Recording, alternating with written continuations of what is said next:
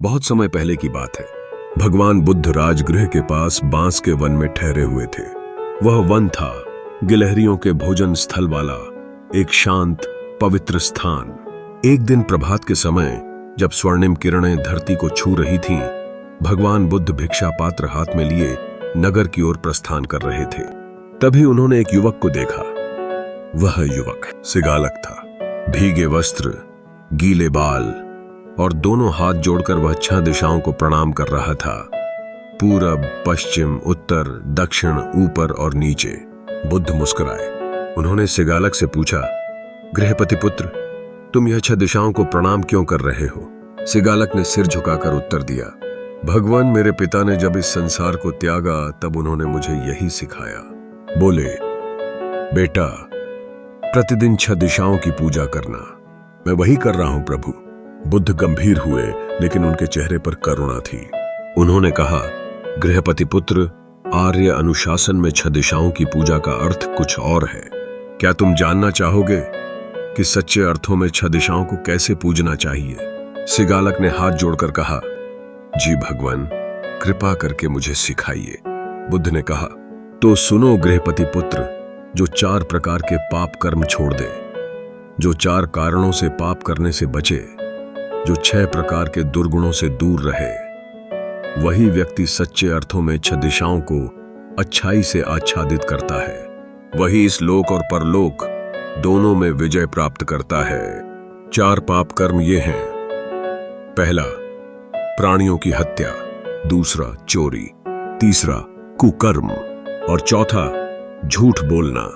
पाप के 4 कारण ये हैं, राग, द्वेष, मोह और भय। अगर कोई इनसे प्रेरित होकर कर्म करता है तो वह पथभ्रष्ट होता है। अब 6 दुर्गुण सुनो जो मनुष्य की संपत्ति का नाश कर देते हैं। पहला, नशे का सेवन। दूसरा, रात्रि में अनावश्यक घूमना। तीसरा, मेलों और उत्सवों में आसक्ति। चौथा, जुआ खेलना। पांचवा, बुरे लोगों की संगति। और छठा, आलस्य। ये सब धीरे धीरे धन, यश और सम्मान को नष्ट कर देते हैं। फिर भगवान बुद्ध ने सिगालक से कहा, गृहपति पुत्र, मित्रता को पहचानना सीखो। 4 प्रकार के नकली मित्र होते हैं, जो केवल लेने आते हैं, जो मीठी मीठी बातें करते हैं, जो हर बात में हाँ मिलाते हैं और जो तुम्हें बर्बादी की राह पर ले जाते हैं। इनसे सावधान रहो। पर 4 प्रकार के सच्चे मित्र भी होते हैं, जो संकट में साथ देते हैं, जो सुख दुख में समान रहते हैं, जो तुम्हें सच्ची सलाह देते हैं और जो सच्चे मन से करुणावान होते हैं। ऐसे मित्रों को सहेज कर रखो जैसे कोई मां अपने इकलौते बेटे को रखती है। फिर भगवान बोले, गृहपति पुत्र, धन का भी सही उपयोग करना सीखो। अपने धन के 4 हिस्से करो। 1 हिस्सा खुद के लिए, 2 हिस्से व्यापार में लगाओ और 1 हिस्सा बचा कर रखो कठिन समय के लिए। अब मैं तुम्हें बताता हूं सच्चे अर्थों में 6 दिशाएं क्या हैं और उनके प्रति क्या कर्तव्य हैं। पहली दिशा का तात्पर्य, माता पिता। माता पिता की सेवा करना, उनकी बात मानना, कुल परंपरा को निभाना, उनकी मृत्यु के बाद दान पुण्य करना, यह सब पूरब दिशा की पूजा है। और माता पिता क्या करते हैं?